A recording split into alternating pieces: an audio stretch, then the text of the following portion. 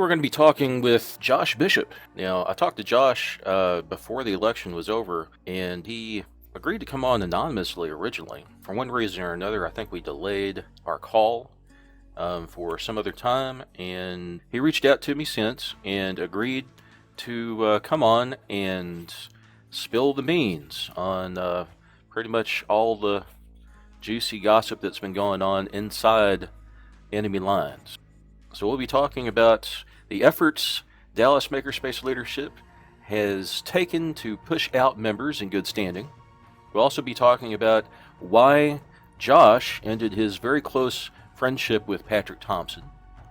And we'll be talking about why, after working with Dallas Makerspace leadership directly during the election, did Josh decide to sever ties with Dallas Makerspace. So, this is going to be an interesting conversation. Enjoy.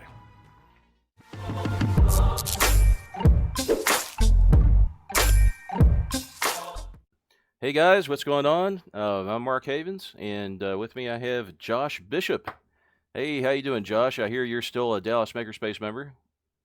Doing great. I'm a Makerspace member for a few days at least. A few days. Oh, that's Yes. does that mean you're new?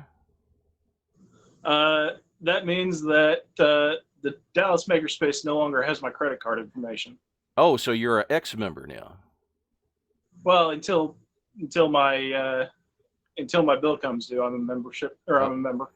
okay. Well, why have you decided to leave Dallas Makerspace? I'm not a fan of dirty elections. I'm not a fan of the board that for the past year has done nothing that's increased our membership. It's just been downhill. Uh, we had a rough time. We had a pandemic, but even before that, even after that, it's still going down. Well, it's sorry to lose you as a member. I mean, I'm not a member technically of Dallas Makerspace, but I still like to think of myself as an honorary member, if that makes any sense. Yeah, Of course, they banned me, and I guess the reason you left is because of the dirty election in which they had me banned. But it didn't a stop big me. part. Sorry. That was definitely a big part of it. Part of it was that I kind of got to see it from the inside. Yeah. I was friends with people who were running, and there were there were some things that I didn't realize. This whole time, this whole year, the whole time that this board has been this board, I've kind of butted heads with them and not like the things they did, but I didn't actually pay attention until they got me involved in this election. I mean, I wouldn't have even known or cared anything about it, honestly, if they hadn't pulled me into it. And I got to see it from the inside, and I was just disgusted by it. So what kind of stuff did you see that you're willing to talk about? I got to see some of the rumors that went around about candidates. I got to see uh, the actions that were taken. Some of it wasn't all from you, but some of it were rumors and actions that I was told were being taken, kind of like just uh, moves to get people out of different positions and things that they wanted to do as that board that weren't really things that they made public that the makerspace even wanted as a whole, as the members, as a place that serves the members. So wait a minute. Were they doing anything that you saw that was obviously in bad faith? Uh, there were there were rumors of things that were done in bad faith. There were rumors that people wanted to replace chairs and things like that. There were rumors that they wanted to uh, they wanted to get rid of certain things at the makerspace, like the free shelf, like personal storage, stuff like that. Uh, that they wanted to remove, but they ran into problems with members complaining every time they tried to do anything. Well, And members complaining. That's members are always been a problem for this board, I guess.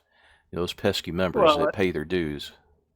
exactly. I remember. I mean, one of the first problems that I had with this board was um, probably stuff that had to do with the honorarium. And from what I understand, that wasn't completely their decision. However, the amount of time that it took to even fix it was an issue, and that was a board issue, and I didn't feel like they addressed it adequately.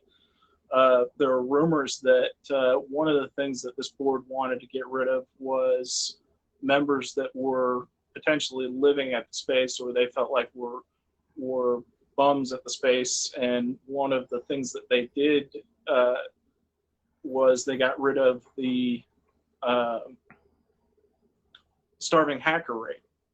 Their excuse for getting rid of the starving hacker rate was that it was confusing and it was hard to verify. And when I found out they were getting rid of it, my question was, where is this a problem? Where is the abuse? Can you give an example of why this is a problem, and what abuse of this, why you've had a problem verifying it? I don't understand why this is a problem. And their solution was to just change it for a different group of members. There was no problem with the starving hacker rate the way that it was. They that Uh, they didn't see an abuse. They saw a theoretical abuse, or they saw specific people instances where well, it could have been abused, it, or where they were just that's the using it to problem, though. target people. Allegedly, they were using it to target people. Allegedly, they were using it to target people who they felt were living at the space, whether they were actually going to sleep in the parking lot or they were just always there, and they felt like they could control some of that. Because if you let your membership lapse, if you could have a starving hacker rate, if you're somebody who has trouble even coming up with the funds to be at the space, and you might miss a month or two, you lose that rate when you come back. And that's exactly who would have trouble and need that rate, is somebody who might not be able to continue and pay every month because they're a starving hacker. So it kind of defeats the purpose of even grandfathering it in when the people who would actually need it are the people who are going to lose it. You you made mention of allegedly. Um, when you say allegedly, have there been accusations, or is it just rumors, or is it something that I mean, has there been any formal inquiry or complaints or anything? What do you mean by that? Uh, these are rumors that I've heard from people that were friends of the board. One of the people specifically that I heard a lot of things from was Patrick Thompson, Mm. and there were a lot of things that happened to go along with that. What seemed like the goal of getting rid of the people that they felt were living there. One of the things that they uh, targeted specifically were things like the van special interest group that tried to start up. As soon as they tried to start that up, there was nothing but opposition to it. There was opposition on talk. There was opposition in person. It was just a little bit crazy that people wanted to start a special interest group that was focused around retrofitting vans to live in, and there was just so much opposition from people uh, that were not on the board, and uh, according to what I've been told, there were allegations that there were people on the board that weren't happy with the idea of having a club like that. That's really interesting. That's actually something my wife would be just in love with. She's been wanting to retrofit a van for years, and it's something I've been promising her for a long time. And she just wants to travel. Um, but I can understand that there's probably some sore spots with uh, the current administration of Dallas Makerspace, simply because of all the vagrants that the riffraff and everybody else that they don't seem to appreciate having memberships there. And at least that's the characterizations I hear. Now, I've been friends with a lot of these people. I've been friends with Patrick, and what's really interesting about that is I believe Patrick's Uh, I mean, he's in a camper, right? Correct. Yeah. But he doesn't live out in the back though. No, he's figured out another place to live. Well, um, I mean, it just I don't know if Patrick could, he would, wouldn't He probably could. he? And Yeah. honestly, if I was in his position and I could, I might too. It's something that it's not necessarily something that should be done, but in that position, I don't blame anybody for trying to do it if they could do it. Obviously, we have rules that don't allow it, or uh, Well, I know and so it, there's all sorts of really cool, and this is something my wife was interested in, stealth vans. You know, where you can just park anywhere and sleep anywhere, and while it's technically against whatever ordinance or whatever, usually you don't get fined. You just get told to move along. And no, and unless it's posted that you can't do it, then there's not much that can be done, even if oh, you get caught. is that right? That's probably true Yeah, then. Yeah. a lot of WalMarts, like Sam Walton, always had a policy that if anybody needed a place to stay at night, they could stay at Walmart. They could stay in Walmart parking lots. And since he passed, there have been some locations that have decided that they didn't want to uphold that policy that he always believed in. And so, uh, if you ever pay attention to a Walmart, especially late at night, you'll see people in semi trucks, in campers, in trucks, in cars, just staying there. Sometimes they basically live there unless that specific Walmart has posted signs, and then a lot sometimes they don't worry too much about enforcing it because it's not a problem. When it does become a problem, it spawns some pretty crazy internet videos of people getting semi trucks towed out of Walmart. Well, that's I will admit, when traveling alone, I couldn't possibly do this with wife and kids. But if I'm traveling by myself, I have stayed at a Walmart and just kind of passed out. Either that or truck stops. Uh, I passed out at what do you call it? Rest areas. You know, real common Yeah, there. And of course, I pulled off to the side of the road and took a nap too. Um, yeah.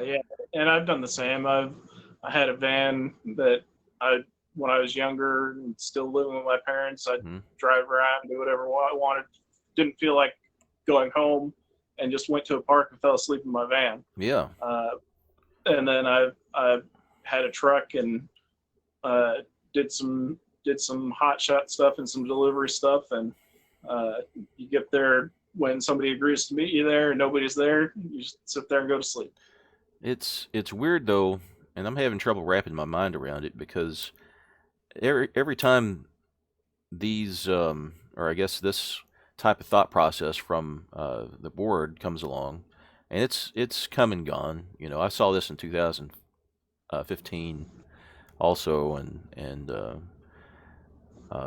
course last year it's been pretty prolific as far as rulemaking goes. But it I'm having trouble understanding what the reasoning is if their goal is to maybe encourage membership growth by making sure that the vagrants aren't causing an eyesore, if that's the reason. But at the same time, the rules that are being imposed upon the membership very um, it's coming across as very draconian. And Well, there's a lot of rumors. I mean, rumors that I've told you, rumors that I hear all the time from other people, and I'm not really as concerned about those rules as the things that have actually been done, the trackable things that maybe the intent was to be good for membership, but if you look at the numbers, I mean, you have your the numbers from your case study. You've seen the graph. You've seen that uh, shortly before this board was in place that we had a decline. but then that decline just got worse and worse, and there's been no turnaround, and that's the first time.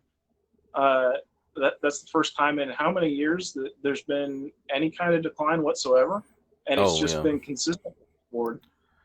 yeah. It's and Well, it could be they've made a claim that it started with the last board, um, but or I should say the board before last, because a new one just came in, right? But the Chris Anderson board, during all of that mess that was going on, I've looked at the numbers and it's relatively flat. Um, it looks like it's a decline, but it's not really a decline. Um, and honestly, there, if even if there were a decline, it could be explained by all the drama that was happening right at that period of time. Because after Christmas happens, there's usually a dip during Christmas time, and then there's a little bit of a resurgence in membership in January. But if things are really, really contentious, it can impact membership too. We saw well with that board. You had the membership where that board where when that board took over, and you had the membership when that board left. And if that's an incline, there may have it been is. some drama and there may have been some decline. However, they had mostly a year of decisions that didn't hurt the membership, and it kept increasing until whatever happened. And that shouldn't surprise anybody. No, Anytime there's any kind of drama at the space, no, there shouldn't be any surprise that people become disinterested in teaching classes or whatever it is that is the root of the decline. And really, that's what I've seen probably more than anything with this board. It's just the limited classes that we've had the entire time that we've had this board, and they've done nothing to fix the problem. And it's very obvious, and it's very obvious what should be done to fix that problem. And one of the frustrating things that I saw with this board was they were happy about the positive balance that they had while the makerspace was shut down. So they were happy about this positive balance that they had no plans on doing anything with, no plans on improving the makerspace. They had plans on doing makerspace business with it, I'm sure, but what what were their plans on doing to increase classes? What were their plans on doing to actually help this constant decline in membership? And I know during the election they said, well, it's COVID season and we need to focus on doing things a different way. And that may be true, but they had all of the shutdown to start working on this stuff, and they were just silent. They just did nothing. In fact, when the space opened up, when the space was allowed to open up, they weren't even ready. They didn't even have a plan. They just sat on it and did whatever business they needed to do for the expansion. And there's absolutely no plan to even open up the space again. Yeah, yeah, I really don't understand how that played out. Um, I mean, I don't understand entirely the motivation either, because it seems like they're giving lip service to the membership in some minor capacity, and there's nothing really there that is engaging the membership to or making the space special for people at all. And they've made it very clear that that's not really their priority. But how can it not be? If Well, they made it clear because we were shut down for how many months, and they decided that they were going to try new ideas and new things when it was election time, not before that. I They noticed, couldn't do anything before that. yeah, I noticed that too. There wasn't a whole lot of engagement at all before election time. In fact, I think they were really working on getting the expansion done before before they reopened or before the election start or the election re-engaged, I guess. And that never, I don't think that ever became a talking point. Um, not entirely sure why. It's what I assumed was going to be a talking point. is leveraging the idea that they got the expansion done, but it didn't happen. But of course, I was going to very quickly point out that they spent a year doing nothing when it came to the expansion, focusing on all sorts of relatively insignificant things, claiming that they spent a year on uh, on Chris Anderson. Um, I mean, I don't think that's entirely accurate. I doubt they spent a year on it, but they claim they spent a year on it, which I'm sure has some uh, lies of omission in there somewhere. Well, I mean, I was for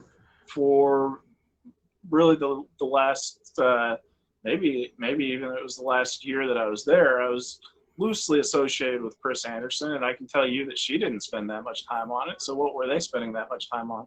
I don't know. I do know that she was planning on running for board, and she wasn't. That wasn't a secret. And I also know that um, she told a lot of people that she was going to ban every single one of the guys, that were causing her problems in the past. About 20 of them, I think. She told me, and I remember I remember saying that's not such a good idea because I mean it. I I can see this pendulum swing. You know, even a permanent ban like mine can't last forever simply because the board can't stay in power forever. I mean, they might be able to perpetuate a vision that will keep me out, but Yeah. it's still nothing's forever. So long as they stay in business, and even then, Well, and honestly, that's my plan with the membership. I'll probably let it lapse until until election time, until months before the election, so that I'm an official voter and I'll have the vote again. But I don't see any reason to keep my membership up unless I'm desperate to get in there and do something, and then I just pay for a month and get in there. But I just can't be a regular paying member anymore. well, if you don't use it, then what's the point, right? But yeah, and I wouldn't use it right now. I'm disgusted with the place. I'm disgusted with the election. I'm disgusted that they had a political opponent that they banned mid voting. Yeah, Like, right. that's Right the before, like 2 days before the end of the voting happened, I never would have thought they would be so bold to I do never would that have kind thought of they would be maneuver. bold enough to ban you, period. I mean, to ban a political opponent, period. Like I to do it before, like I kind of understand why they might try and do it before, Yeah. but to do it mid voting, I don't get it. And to do it after, I wouldn't get it either. They've Well, done the damage in the election. I guess I didn't give them a good reason to. That video I sent apparently was enough for them to create a very weak argument that could be sold to the membership somehow, and apparently that didn't entirely work. It got sold to the people that already supported them, but it it just made everybody else a little bit more upset. And Yeah, maybe they can hang on to the board seat for another year. But they put themselves in a situation where they risk, or they have risked, um, the possibility of getting, at the very least, investigated by yeah, the state. And I mean,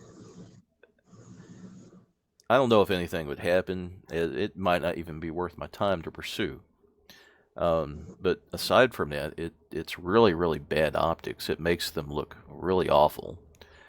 And banning me, I mean, I don't go to the space anyway because of COVID. Um, I try to volunteer in ways that I can, and running for a board seat definitely is a noble way to volunteer. And being a board member, even if I'm not at the space all the time, is still a noble way to volunteer. And of course, I've had my issues with some of the policy changes over the last year, and they're aware of my position on things. And even with me being by myself in in their midst, right? Me by myself would be very hard for them. Some of them have worked with me in the past, and they know why. Yeah, I'm very curious to see uh, if we're going to be able to see the damage from just this election. We can see the damage that this board has done throughout the year, but I'm really curious to see if we're going to be able to see the damage done by the election. Uh, you got banned on the 15th, Yeah. and so it'll be the 15th of next month will be the end of people who may have let their memberships lapse the same way that I did. That'll be the end of them letting them lapse. Well, even 1 month, um, it's not enough data to really get a good grasp of it. Well, no, you have to see. That's what I'm saying. That's when you would see the change in rate of membership from the fallout from that election is the 15th. You'd have to go beyond that to see a change, to see the change in the rate of people leaving. I mean, we might be able to So, see even steeper decline, which is kind of hard to believe because the decline's pretty steep as it is. We yeah, haven't seen it level out yet. yeah, no, exactly, and it's some of that's going to be hard to tell whether it's from COVID or not. You would think now that the space is open again, that you would start to see less people dropping, but like I said, and not until the 15th we won't have any data at all, and then after the 15th we'll have some comparison data to actually see how this has impacted space membership. Well, it'll take a while to sort all that stuff out, I'm sure, and we gotta 9 months or so before we have to worry about another election. So, Yeah, of and course, honestly, I wish the reason that I left was only because you got banned, but that wasn't it. I mean, I saw the dirty election from the inside. I got lied to. I was told that people had views this way, and it turned out they had views that way, and and I was really frustrated that three of my votes were wasted. One of those votes was wasted on Patrick. Another one was wasted on Julie, and another one was wasted on you because you were banned.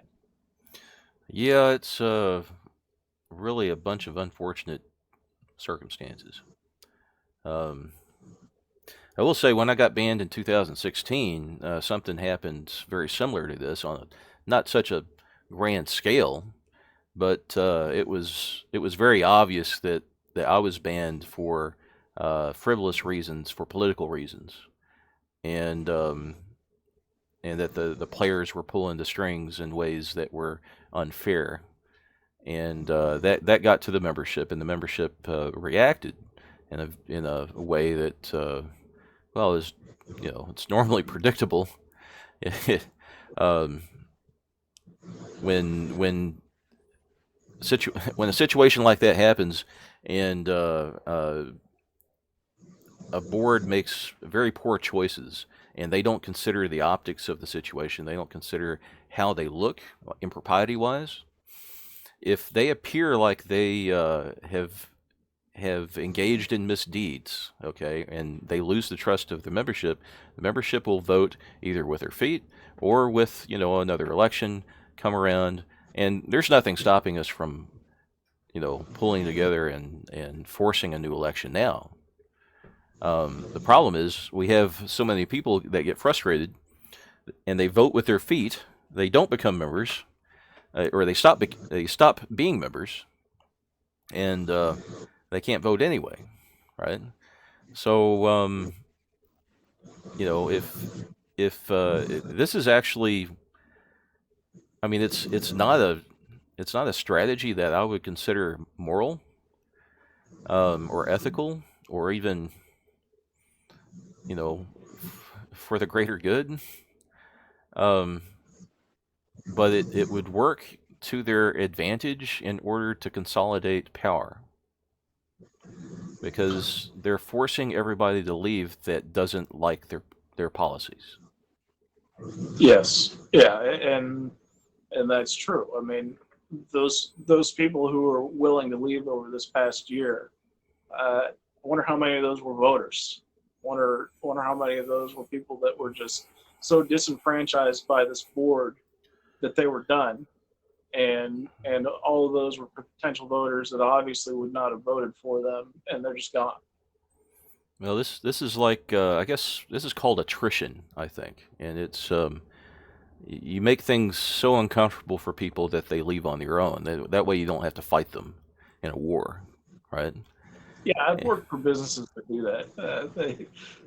They just make things They don't want to. uncomfortable, and it saves them money because for businesses, it saves them money. They don't have to pay all. If they quit on their own, they don't have to pay all sorts of money, right? They don't have Yep. to pay severance. They don't have to pay the insurance. Unemployment insurance doesn't go up. That kind of stuff. And Mm-hmm. I've known a number of people that do that, and I think this has got to be that tactic. And I haven't heard any rumors that this is an actual tactic that is being employed, because it No, seems and it seems like they're not I haven't. conscious. Go ahead. Yeah, the rumors that I've heard are that there's people that they don't like, and there's people that they've taken actions against, and they're only rumors. But based on their actions, you're right. Like this, you might you might infer that that's their intent. Who knows if it actually is? I think we've talked about this where uh, one of our frustrations with this board and probably other boards in the past is just a lack of transparency. Yeah. Well, I know in the past, this is 2017, I think. There was an incident with the freebie shelf. The freebie shelf's been a hot topic ever since. But I figured out how to get rid of that one again. yeah, I'm sure it's going to be a whole lot easier as they ward off and run off, all the people that love the freebie shelf. But Well, I don't know if you know about what they've done with the freebie shelf now. I have no idea. Well, we're not adults. We can't be trusted to sanitize our hands and touch things that other people have touched. So we can't have the free shelf. It's Oh, wrapped up with plastic wrap, and nobody's allowed to touch it. well, that's one way to get it gone. Yeah, well, because we nobody's adults. Nobody can make sure that the things that they touch are safe for them to touch. Yeah. Well, I don't know. I heard rumors that the table on the corners of the bandsaw are a little bit too sharp, so they're going to put some corner protectors on those too. Yeah, there's a lot of liberty is lost when you fight for safety and everything else in between, I guess. I, uh, this is just honestly, I see this as kind of a pattern, a cycle really for organizations. They start out, freewheeling and awesome, and then over time they gets wrapped up in red tape until you get to the point where it's really kind of not worth buying products from, or not worth spending your money on. And all these organizations go through this, even if they keep the same name, they will reinvent themselves or get broken apart and uh, uh, become different types of organizations.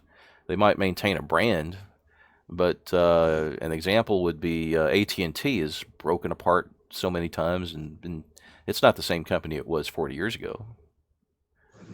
You know, Yeah. Well, I wouldn't know what it was 40 years ago, well, but I know what it's been. I mean, yeah, but uh, same thing with any company that's been around for a long time, though. It I guess it will never be like a startup, and we know how sexy startups are, but right. And when Dallas Makerspace was a startup, um, it was pretty sexy. It was a dream. It was an idea that people really could get behind because we didn't have a makerspace in Dallas, and we Well, wanted and one. it's always been a dangerous thing. The makerspace has always been dangerous. There's always been things giving somebody the access to things that are dangerous. There's uh, probably more than 50% of the tools in the makerspace could hurt you, and it's a liability thing that they've always dealt with, and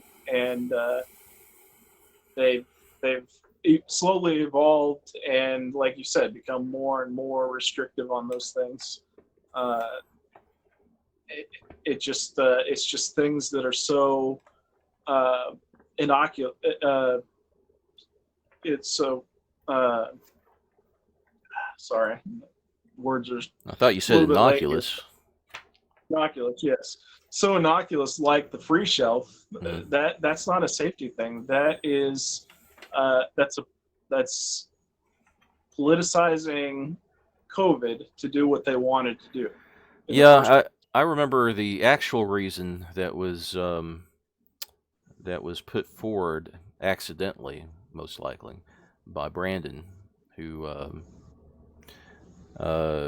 I believe his reason was that he wanted to drive away certain types of people that liked the freebie shelf. I guess you could call them hoarders, Yes.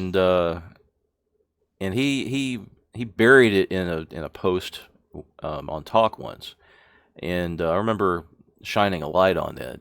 I quoted him and sort of highlighted it so that people would see what he was really saying, and that got Yeah, but that got that's him that, 13 or that's 14. harassment. That's harassment when you use somebody's own words to against them. It's harassment. I'm sure it is. It's harassment. It's basically anything they can figure out how to twist and turn to their advantage. If if they can, a lot of the times they don't know how to play fair, so they use whatever they have access to within their realm of control. If they're really good at twisting and turning the rules or the law or whatever, okay, then that's how they're going to do it. I'm I'm real good with people, and so that's the kind of thing I use when I need to help people. I interface with people. I talk with people. I try to help people. That's what I care about, I guess. But not everybody has the same focus as me or has the same skill set as me. I know a lot of these guys don't like talking to people. So Yes. if you don't like talking to people and you don't develop the skill to talk to people, what are you going to do in order to control your environment? You're going to switch to something you're good at, like the rules. That's something you can bury your nose in. You're and figure out how to manipulate your environment in some way, and all those pesky people can go to hell. If you can make it work to your advantage, and that's why I saw things like I mean, I got 3 formal complaints filed against me, and they were all frivolous. But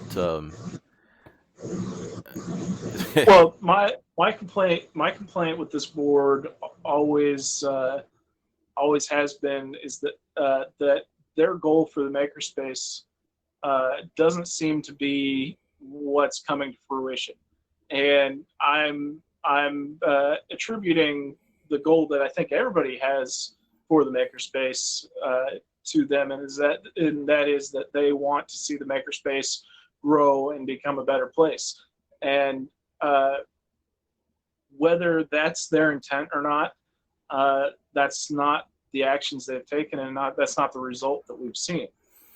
well, we don't know what their long-term goal is either. Maybe they Well, we can't read believe their minds. Well, no, We they're not very good with people, right? They have trouble talking to people and telling us what is really on their minds, what their real intentions are. I mean,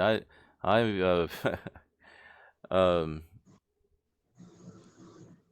you saw. Did you see my video to James, the uh, the uh, the unlisted the one. unlisted one? Yeah.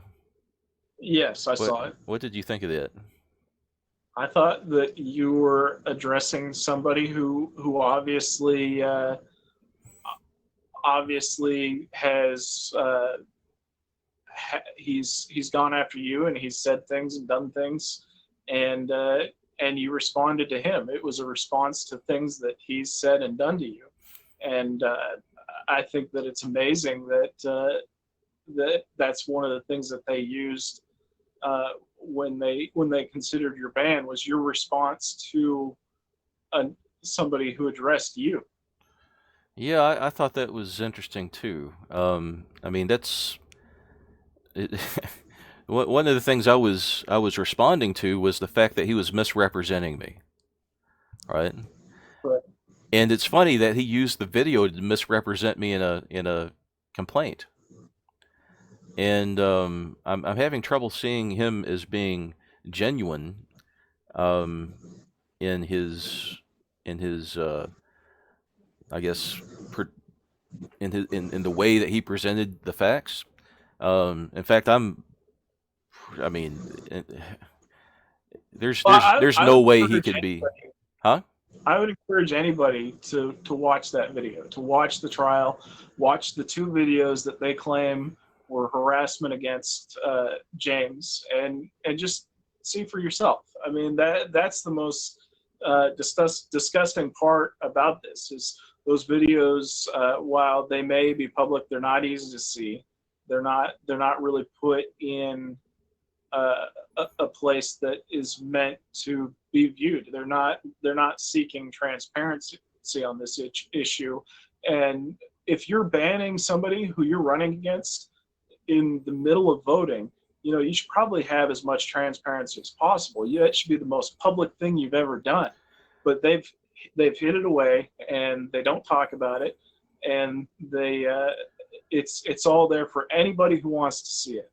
Anybody who wants to see it should 100% go watch the video, seek out the two videos that they claim were harassment, and just see for yourself what it is. It's the it's the craziest thing I've ever seen. And if you read what Charles wrote about it, Charles, who was part of the committee, he he he talks about the bias and how he couldn't continue to work with them and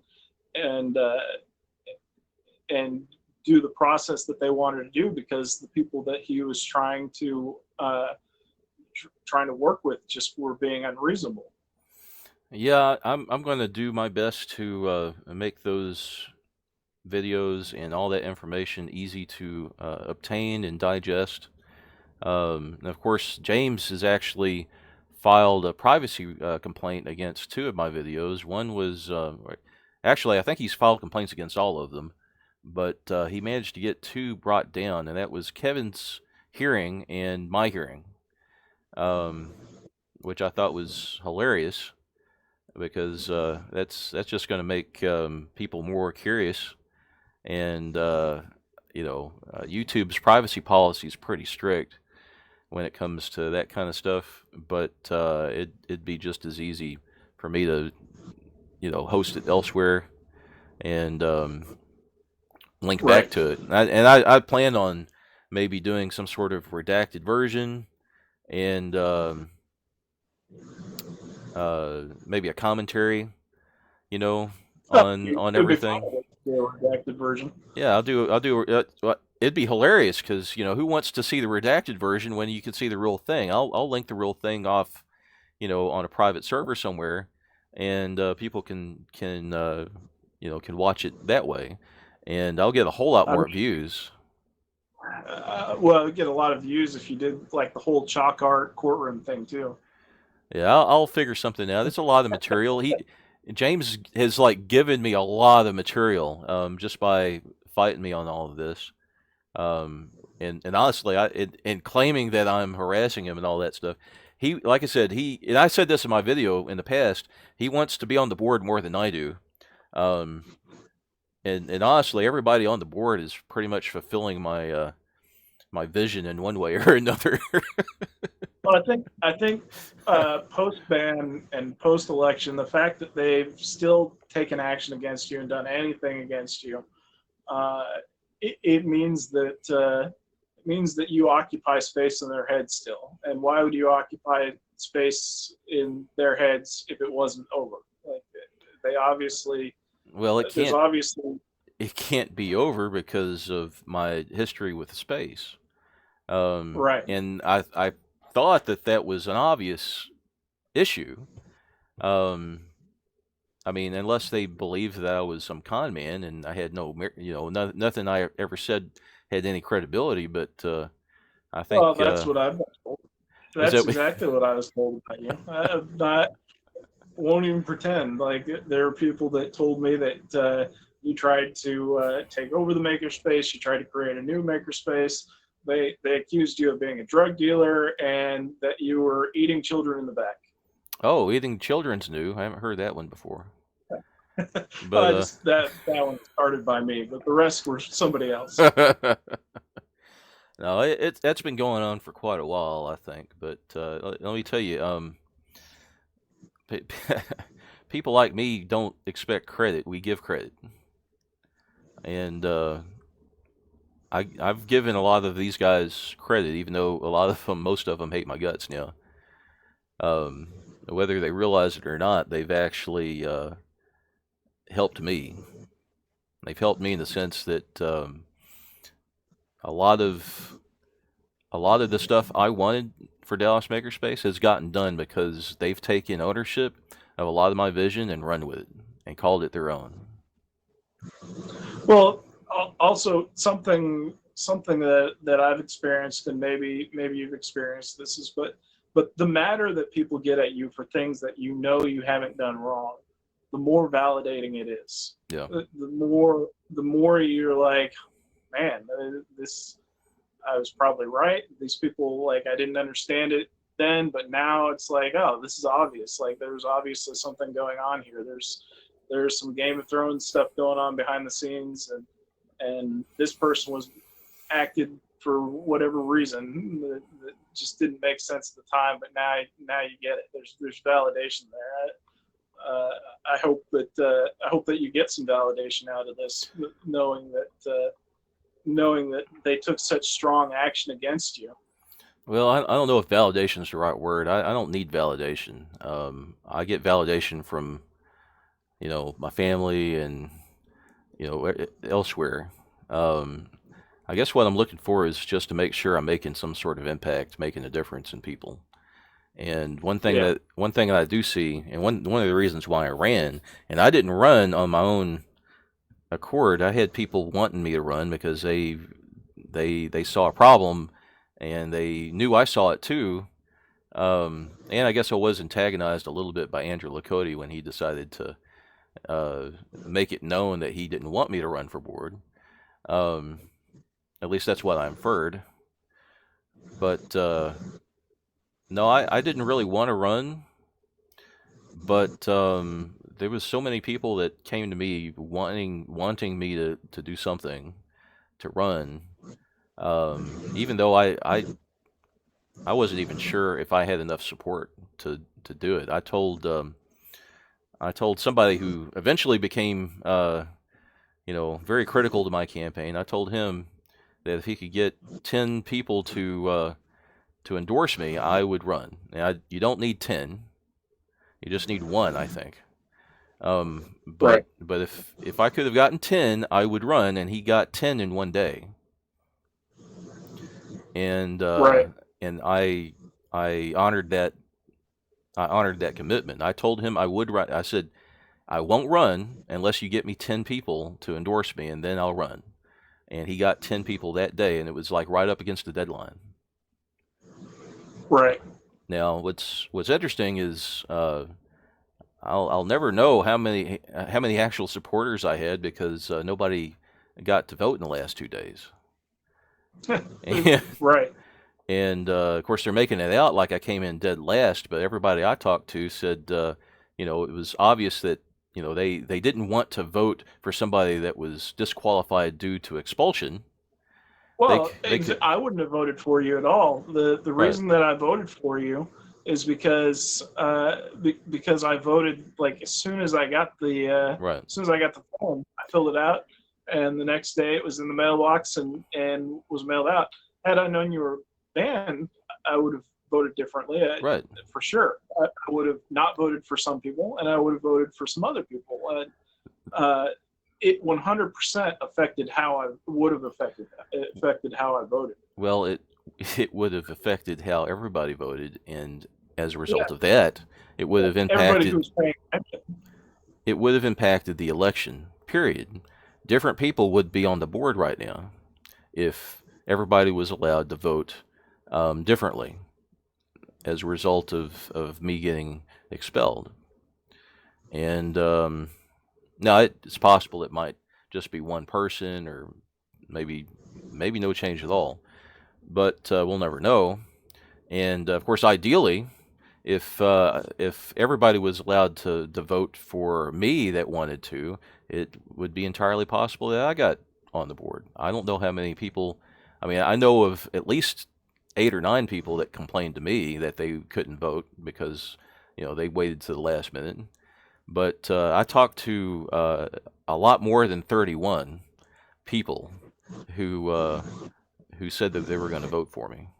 A lot more. Yeah, Um, but apparently that's the and number I've got. So, who knows? in You fact, might have been on the board by a coin toss. I had no, I had enough people to get on the board easily, um, that I talked to that at least told me that they were going Well, to vote for me. I have no doubt that you would have had higher votes than what you had.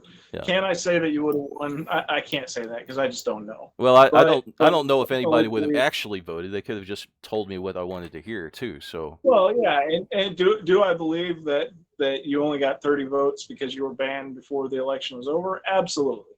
I absolutely believe you would have got more had you been actually in the running those last days.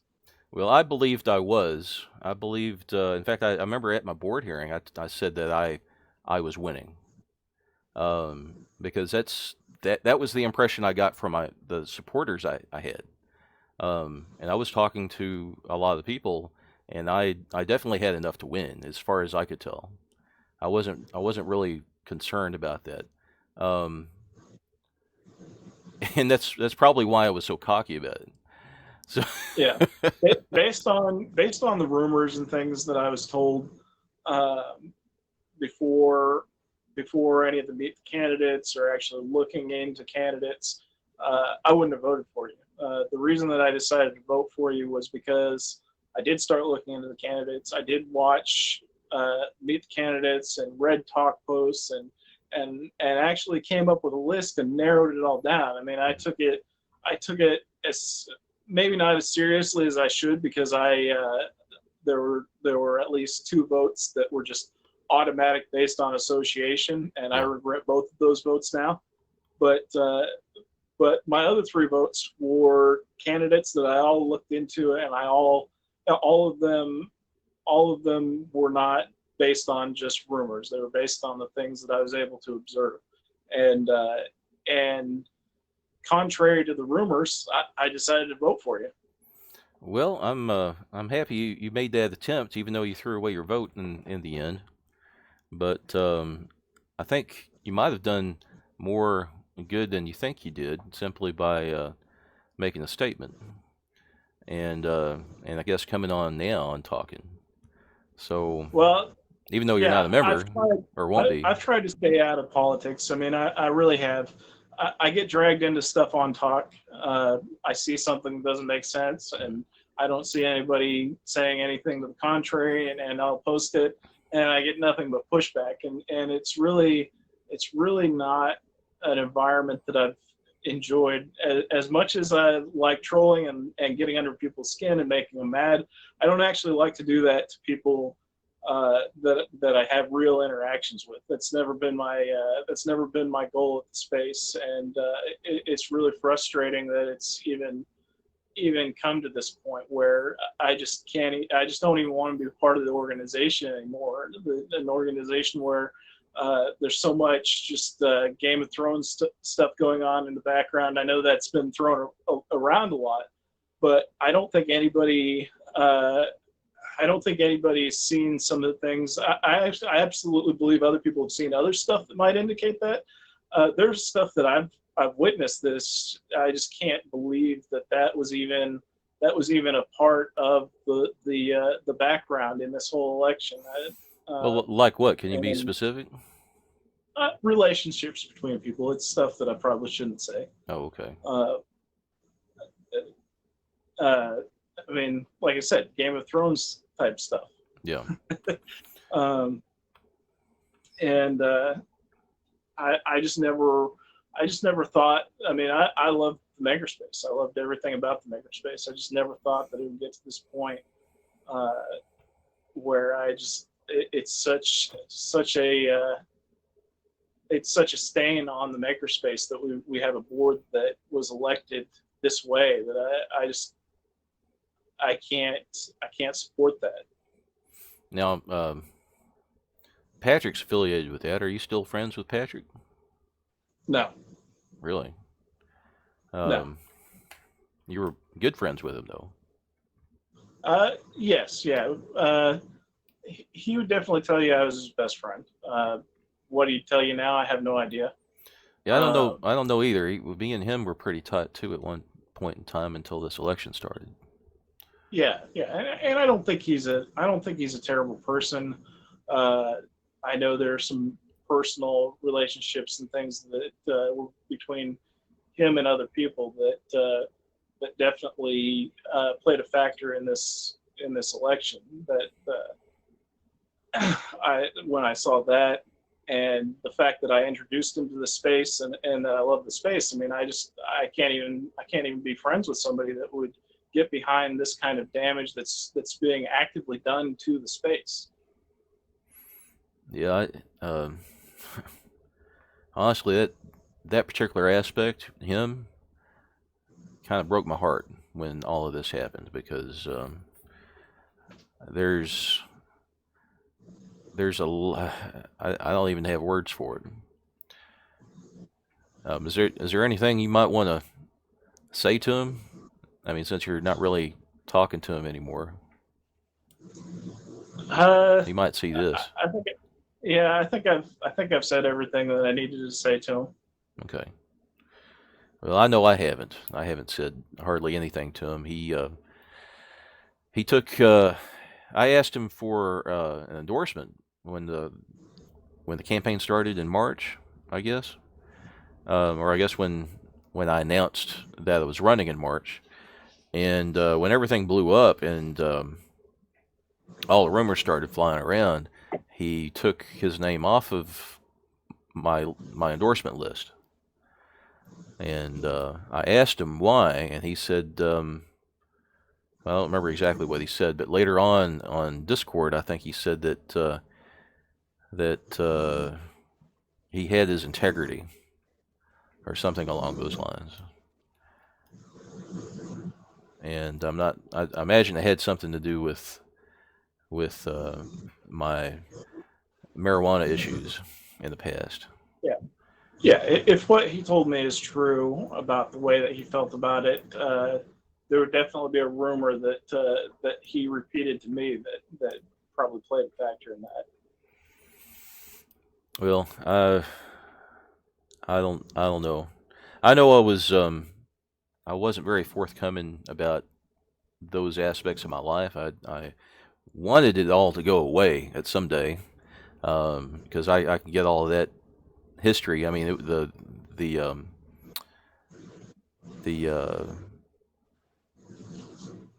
not the complaint. What is it? The charges were dropped. Um, and but as a condition of dropping it, I had to plead guilty and I had to do some community service. Um, but life was on the table. over marijuana. Yeah. Right. And that's just the harsh laws that Texas has at the time. The difference, though, is that nobody wants to try cases like that, and nobody wants no district attorney wants to deal with. I mean, it's for the most part decriminalized by simply by the fact that nobody prosecutes it, at least not Yeah. seriously. Well, enforcement is incredibly relaxed. Yeah, Prosecution is incredibly relaxed. yeah, and for better or for worse, it's. I mean, eventually it'll be legal, but anyway, while I was exploring that as a hobby, it wasn't, and and it's unfortunate. And someday, I guess, in another few years, I'll be able to have it, sealed and or expunged or whatever from my record, Yeah. and won't have to deal with it anymore. And I was hoping that would be the case.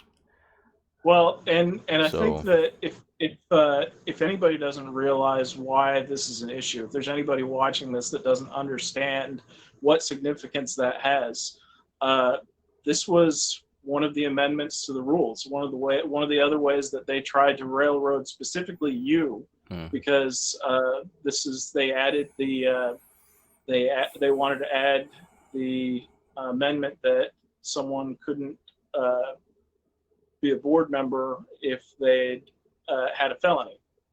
And well, that's not the worst idea. There's some considerations there, especially because felony doesn't necessarily mean uh, the same thing to everyone, depending on how you view crimes that constitute a felony. And you were not convicted of a felony. right, What you did was you pled guilty to a felony and the charges were dropped. The little piece that they stuck in there that was specifically targeted you was that you could not have pled guilty to a felony. right. And while you haven't pled, while you don't have any felonies, and while the charges against you were dropped, they still thought that was probably their backup plan to get rid of you if the banning you didn't get to happen mid-election. Well, I don't think the banning thing was actually their first choice. I think they were hoping that, well, I imagine the original plan in January when I found out about it was that I would be intimidated into running because, or intimidated into not running, rather, um, simply because I wouldn't want any of this to come to light. Right. But it wasn't really a secret, and it's marijuana, not murder, right? Right. And if you know any of our current members, being a marijuana advocate's not exactly a deal breaker. So No. it might actually get sympathy votes um, on that alone. So which is I why they mean, were so. in order for a lot of people to have a negative view over, even if you were charged, Hmm. for them to have a negative view, you'd have to be like spoon feeding it to a baby or something. And they And tried to make it look that way. They tried to make me out to be this huge drug dealer type of guy when I was just, growing it in the closet for fun. And but a lot of that was Andrew Lakota perpetuating all sorts of misinformation. right. But of course, me and him go back, and he doesn't seem to let things go. He's one of these grudger types that just if he thinks you messed with him once, he will not forgive you for the rest of his life, as far as I can tell. And Apparently he's willing to get litigious too, even if it seems frivolous and there's no chance of him winning, he's still happy to do it. Apparently. he will extract value out of that.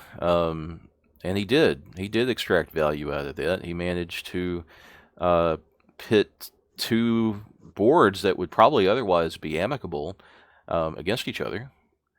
And he managed to use that as a way to really kind of grapple hold of the space again and help his vision be realized, if even if his vision is more uh, akin to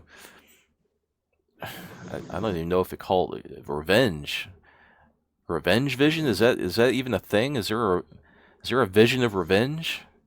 I mean, after all of this is taken care of, what's next? What's the vision after everybody gets, you know, justice that has ever wronged him? I don't know.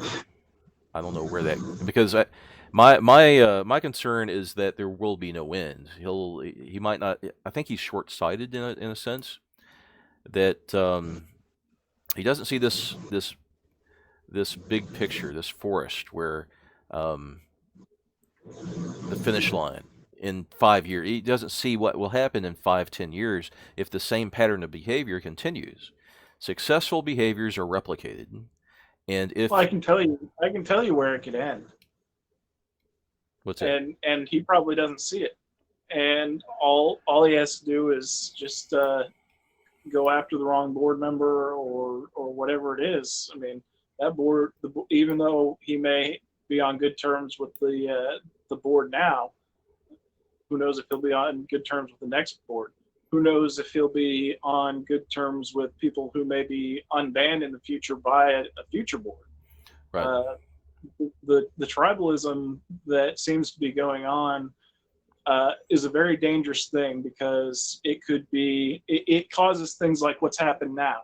It causes somebody to be banned mid voting, but it could also be the end of the makerspace. It's so damaging to the makerspace that that it's one of the things that has made me just decide not to be a part of it. And I'm sure there's lots of other people that have left for exactly the same reason. Yeah. Yeah. No, there has been, and a lot of the people that I talk to just don't like the politics, don't want to deal with it, and that's actually nothing new. There's people that I'm still on really good terms with that just don't want to be involved in the politics. Well, I got dragged into it. I had no interest in even voting.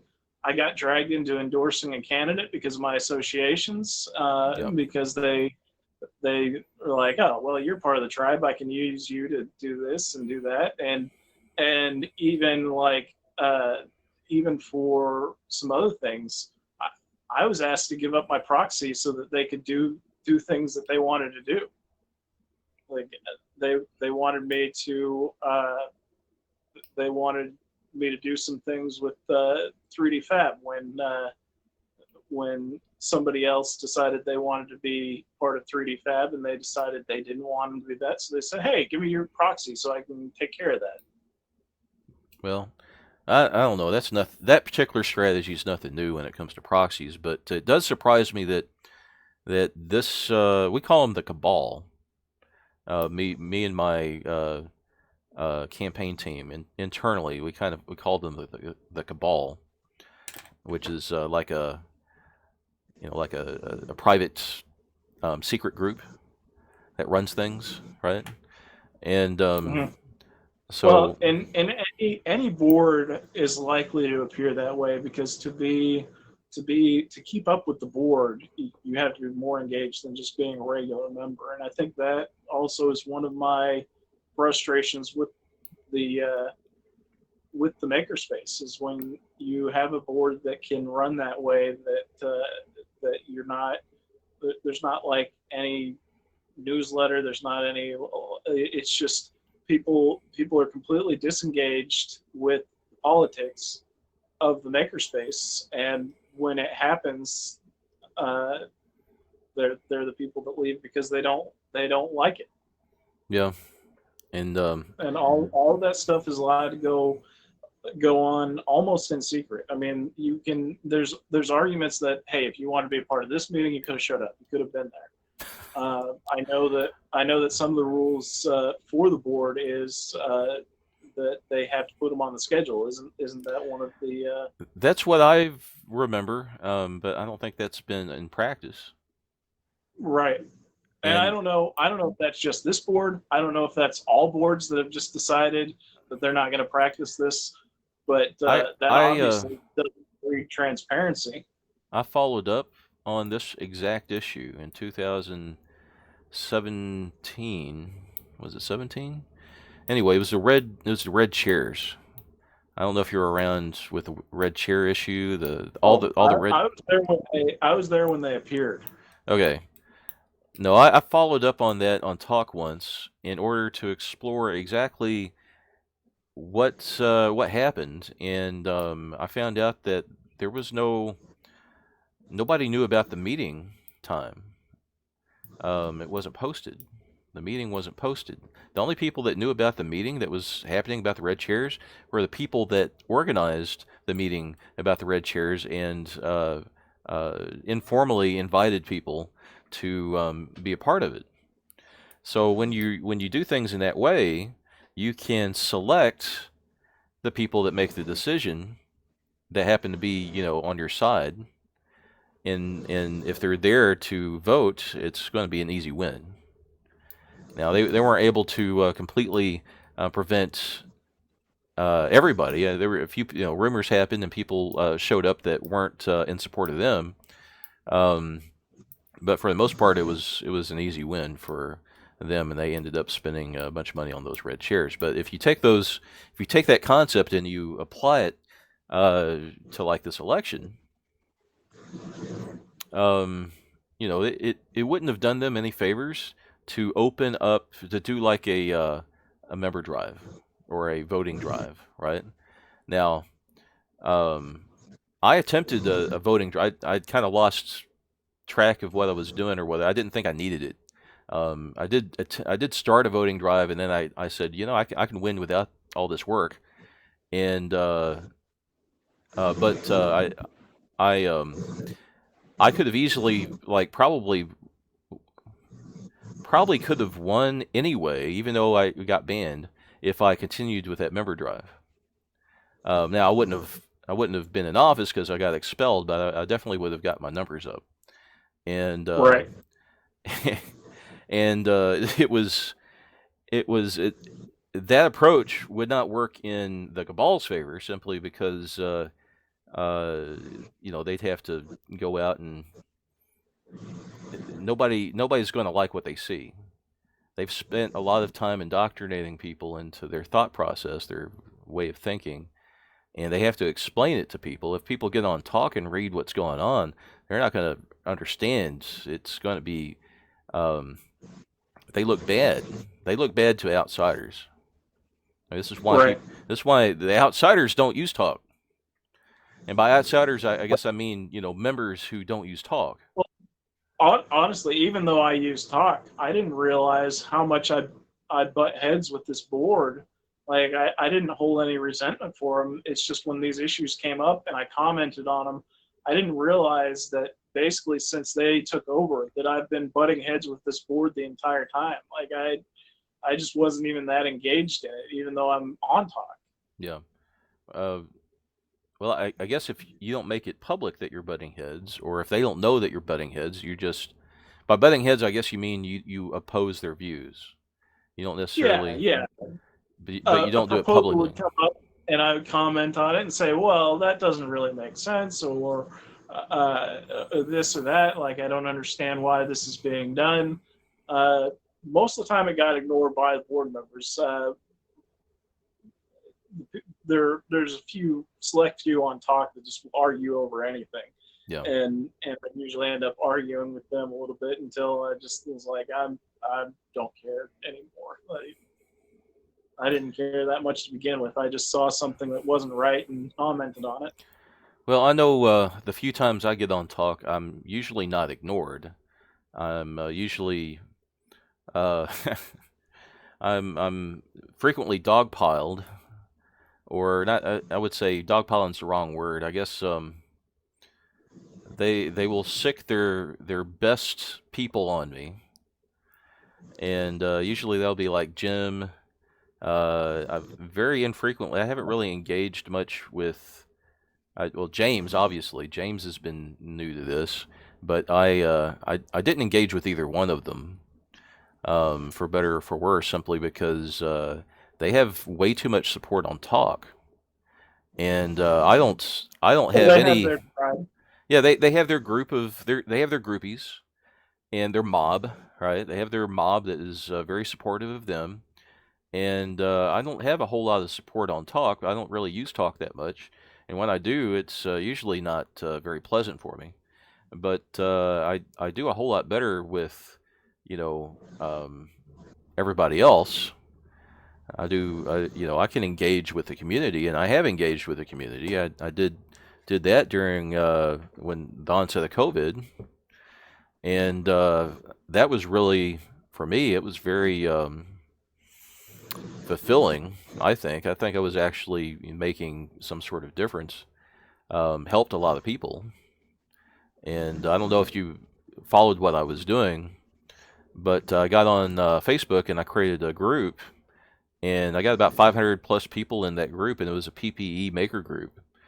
And Yeah, yeah, yeah, I remember that. I remember telling you that I would be a part of that group. The only reason I didn't join it was because it was a public group. That was it. oh, that's right. Yeah, it was public. Yeah, so it was a public group, and I I think needed that it. was the first like interaction me and you ever even had Yeah. was exactly that. Okay. Yeah. No, it was a public group, and I needed it to be public because it was for a public purpose, public good. Well, yeah, and that's just it's a, kind of the form of marketing. The reason I don't join any public groups on Facebook is not really because I don't necessarily dislike the groups or dislike what they're doing, but I don't like public groups because when I post in a public group, my friends and family all get spammed with that, and they Hmm. don't necessarily appreciate that. I don't necessarily appreciate friends and family or just strangers being able to look in and see what I'm doing elsewhere, and and so that was my only objection with that group. I felt Well, like that was a yeah, I felt like that was a great idea. under normal circumstances, I'd probably keep things private too. But since it was for the purpose of awareness and promotion of Exactly. Yeah. PPE initiatives, I Yes. needed it public, and it worked really well. I was able to. I guess a lot of people didn't realize what was going on the back end. I was making a lot of posts, but the whole idea behind that was to get engagement with the community, and people would come to me privately and ask for help. Ask me to put them in contact with so and so. And there were a lot of makers that had PPE that needed uh, places. They wanted to donate it to somewhere, and Yeah. I had a list of people that needed PPE, and Right. and the same thing with them. People would come to me asking for, where can we get PPE, and I'd put them in touch. And there were other things that were a little off the. The such the weirdest circus because I don't know if I've told you this, but I have buy sell trade groups on Facebook. I Mhm. probably have between the ones that I'm admin of, probably close to 200,000 members in these groups, Wow. and uh, the reports you get and the comments and the stuff you have to clean up over PPE is just amazing. Uh, if somebody's charging $2 for a mask, they're the devil. They should be donating it. How dare they? Yeah. Uh, and they're You got to probably recover losing money. costs. You got to recover some costs if you're going to spend money. Otherwise, it doesn't scale. You end up Well, giving there's away all people. of your money, and you can't live and make PPE. I mean, there's got to be commerce. Yeah, there's people living on a fixed income, but they have a sewing machine. They Yep, got a hold of elastic and they got a hold of some fabric, and they're sewing these things at cost. and at Or yeah at cost. I yeah, mean, I don't know. I mean, if you've ever gone and bought stuff from Joanne Fabrics, it's not a wholesale place or anything, but yeah, that's a source. And to resell that stuff to actually make a profit, it's not $2. yeah, yeah. No, I know, but a lot of people that don't understand economics don't realize this. Well, it's not, So, but it's not even that they don't understand economics. It's that they believe that it should have been, it should be free, it should be oh, donated. well, people with And, means probably think that it should be donated. Not everybody has means. They have time well, and they have if I ability. if I if I have money to make 5 masks, Hmm. and I turn around and I give those masks away, that's where it stops. I don't make any more because I don't have any money to make any more. Right. Your money's It, gone if I sell 5 masks and I get money to make 5 more masks, you can make I 10 can minutes keep on making masks. forever. Yeah. And then the demand was there, and it's not like they were charging $300 for a $2 mask. You know, No, they were just it was a reasonable at cost type of price. It's not. They ran into the same problem uh, with Acme. Acme was accused of making money, yes, and of course I know that they lost money on that, and they put thousands of dollars of their own savings into that, um, not even to really make money, but to just help. They were hoping to get their money back, and they didn't. But they still got persecuted by Dallas Makerspace leadership over over the fact that they were charging at cost prices. yeah. Eh, I've heard rumors about how much they've received and stuff like that. Uh, but regardless of whether they made money on it or not, they provided something that that justified them keeping the doors open, and it was not a negative. Whether and to try and spin it into such a negative because they did it and they were successful it is just crazy. So this is what really bothered me though about the pettiness and the almost childlike stubbornness of these guys. It's very predictable. They valued winning, whatever petty thing that they were trying to win, whether it be the campaign or their ideas being perpetuated or not being wrong even.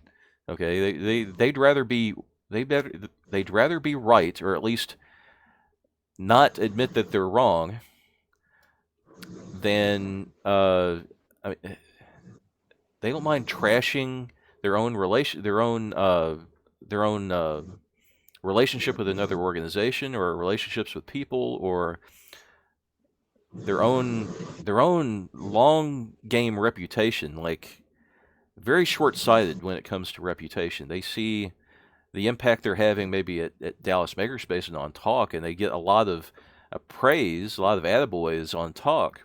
But outside of talk, especially if the if this story is perpetuated over the next few months or years or whatever, it's going to have a long-term negative outcome, and they're not going to be able to maintain their propaganda, their internal propaganda, um, for everybody. Everybody's going to see right through it.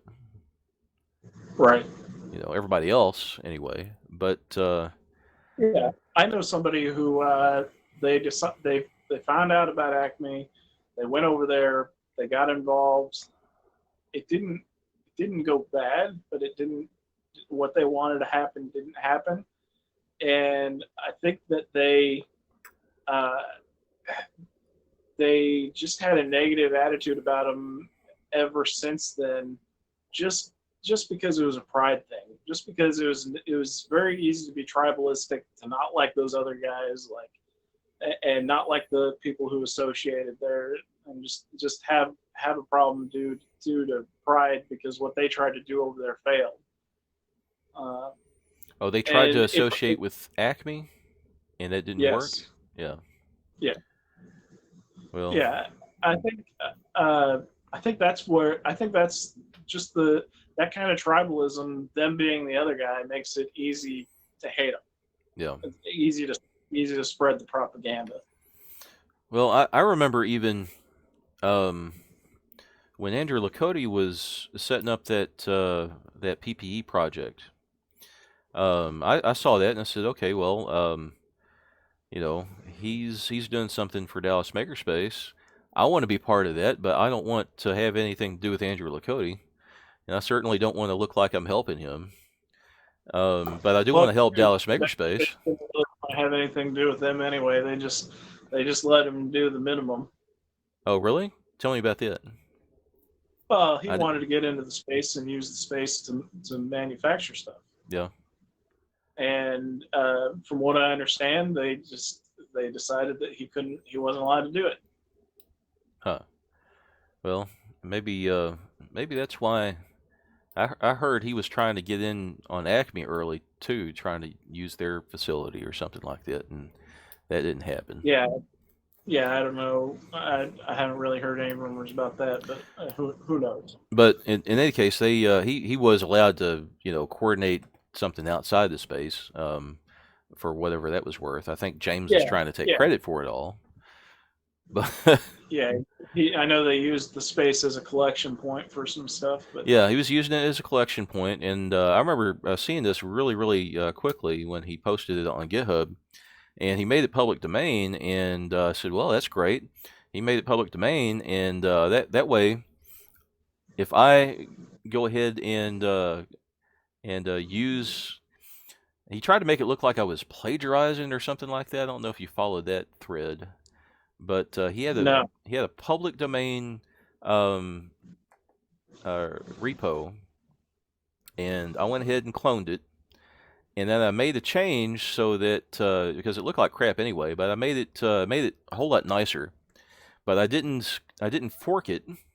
I just made it. I kept it public domain. I gave him credit for everything, but I didn't want it to be too obvious that I was supporting him in any way.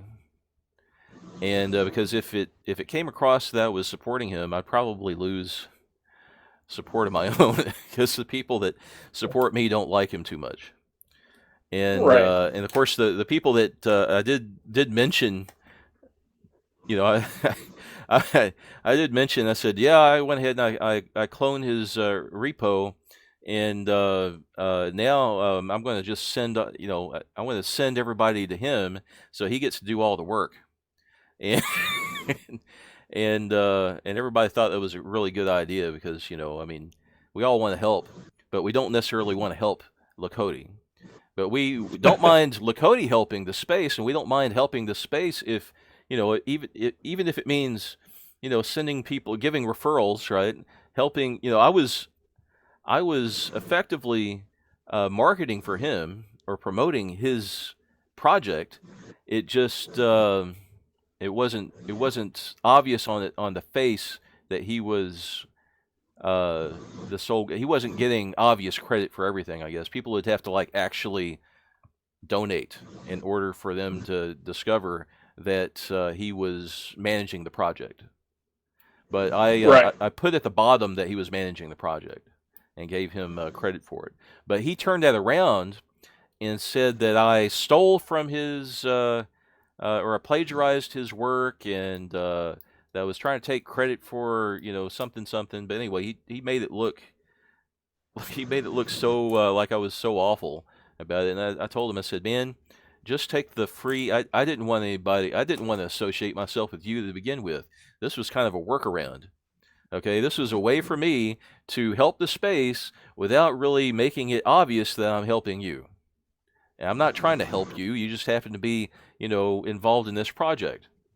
And I thought it was kind of creative for me Right. to to to to help the space in this way. And I'm not in a position right now because of my family. I'm not in a position to do a lot of things outside, or I my mother. I'm taking care of my mother since COVID hit, and she's at high risk, and I don't want to get it myself. Even though I'm at high risk too, but I probably wouldn't die. But if I get it, my mom Yeah. gets it, right? And I don't Yeah. don't want her to die, right? So Yeah. I'm actually self quarantined right now because yeah. these past few weeks I've been sick, Oh yeah. and yeah. Even if I decided to go visit the space one last time, it's just not a good idea. Just Yeah. Yeah. No, it's not. But no, I tried to figure out a way to do what I could, even though I didn't want to risk going out. And part of that was doing my promotion on Facebook, and yeah. and because of my status, I guess, in the maker community, I it was real easy for me to get engagement, and Right. so I went ahead and used that to the benefit of hopefully I saved some lives. I mean, I like to think that I did. At least I got something done. But Whether you did or not, you that was the intent. that was Uh, the goal. Yeah. yeah, I mean, and that's one of the reasons that things have gone the way they've gone, is because the intent is to reduce the life loss from people that we know are high risk. Yeah. Yeah. Of course, I promoted Acme a lot during that time. I wish I could have promoted the space more. It would have really. I think the. I think it really would have helped Dallas Makerspace shine if they led that charge. Well, Um, it was my understanding uh, is that they just were not interested in whether we could have opened or not. They were not interested in opening the doors. yeah. They shut down. They shut down the space early. I mean, there was no mandate that said that the space had to close the day that it closed. Uh, it just turned out that, I don't know, was it 5 days later they would have had to close anyway. But there was they never actually closed their doors because they had to. They closed the doors because they wanted to. Yeah. Uh, whether and the way that I took that was the same way that I took them getting rid of the free shelf and personal storage. Was they were using it as an excuse to do what they wanted to do anyway.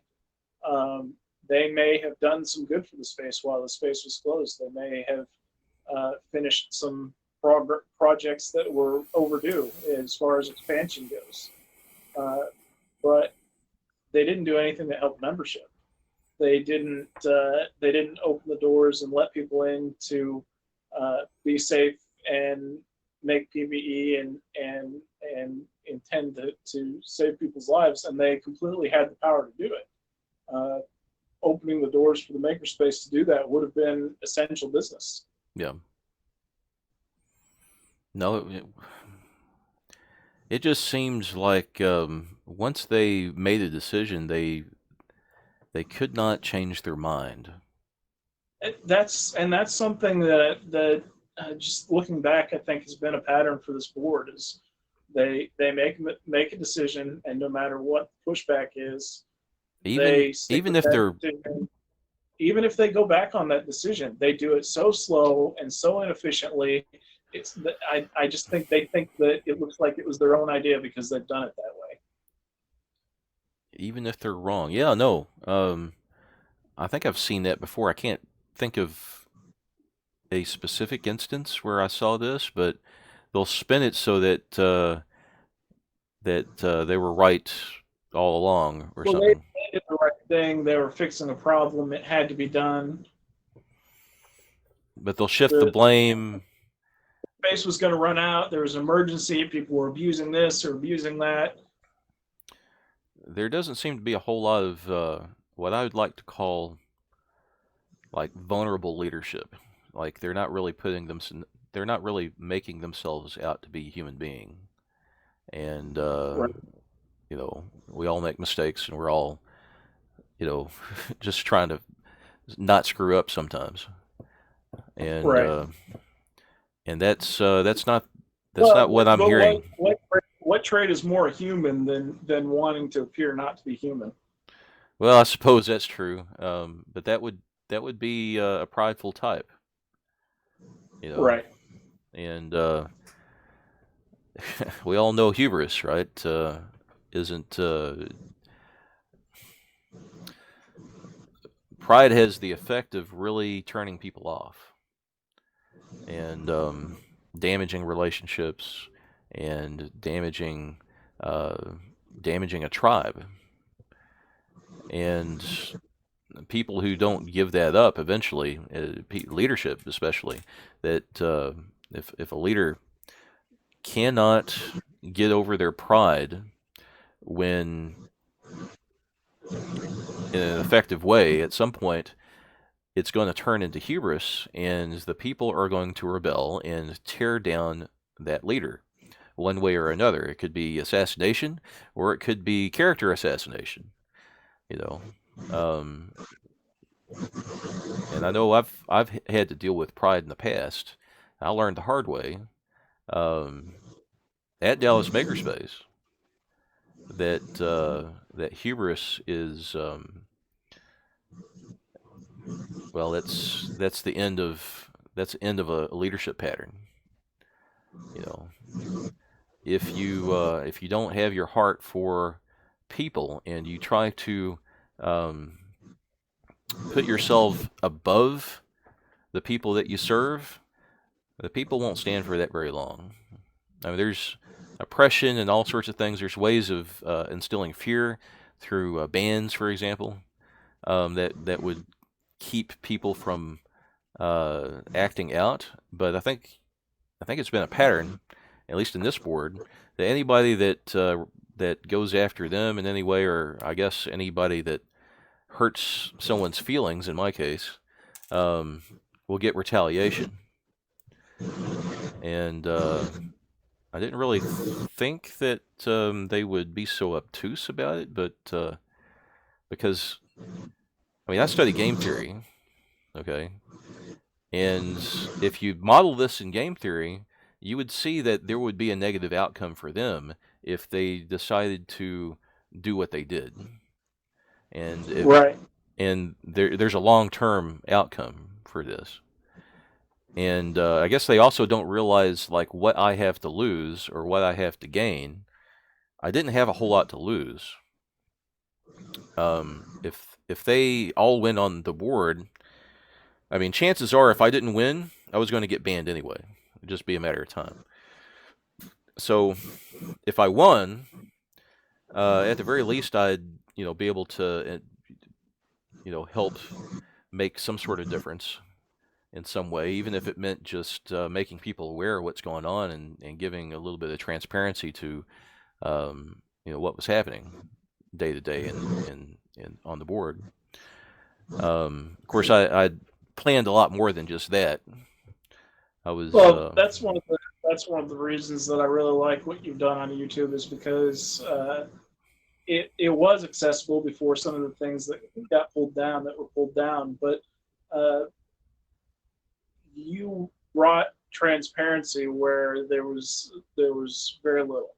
yeah Uh, just having such an easy way to watch the hearing was a contrast to what they make available, and what they make available is a link to a Google Drive that you're lucky if it works right, and you have to be logged into a email account that most members probably don't even know they have. yeah yeah that's weird. I didn't even know I had a G Suite account until they changed the access to the lift when they added the keypad to the lift. I had no idea the G Suite was a thing, how to get into it. Like it took me hours just to figure out how to get into it. Well, I know I've had it for a long time, but If I had been around when it was introduced and it was the importance of it was explained to me, I'm sure I would have done it and I would have used it. oh, we've But had G Suite since we've had G Suite since 2010. I remember because I set it up. yeah, yeah, that wasn't even on my radar by the time I joined. Like I had no Yeah, idea.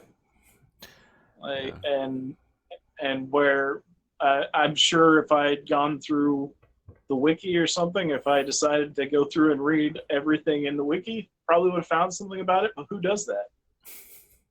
We can't all be Draco. Yeah, it's true. He does like to do the forensics research on it. Well, Josh, I know it's been an hour and 39 minutes, and it's going to be tough to edit this down. I was trying to get it down to 45 minutes or an hour or something like that. So um, I'll have you on again. I'll uh, have to go through all of this and figure out what's worth keeping. Probably a lot of it's probably everything's worth keeping.